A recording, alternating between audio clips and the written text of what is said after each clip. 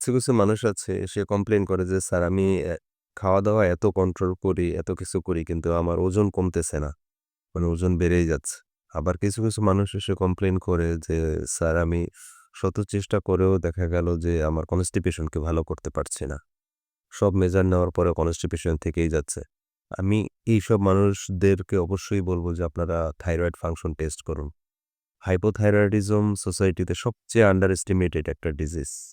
Thyroid function যখন কমে যায় তখন দেখা গেল যে কনস্টিপেশন শত চেষ্টা করেও ভালো করা যায় না এবং শত চেষ্টা করেও ওজন কমানো যায় না। সুতরাং থাইরয়েড ফাংশন টেস্ট করলেই বোঝা যাবে যে তার আসলে কেন এই সমস্যাগুলো কেন পারসিস্ট করতেছে।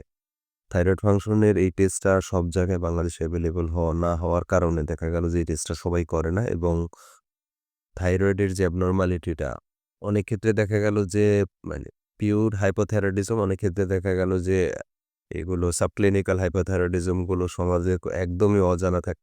সুতরাং যাদের ক্ষেত্রে এই সমস্যাগুলো আছে তারা অবশ্যই থাইরয়েড ফাংশন টেস্ট করবে।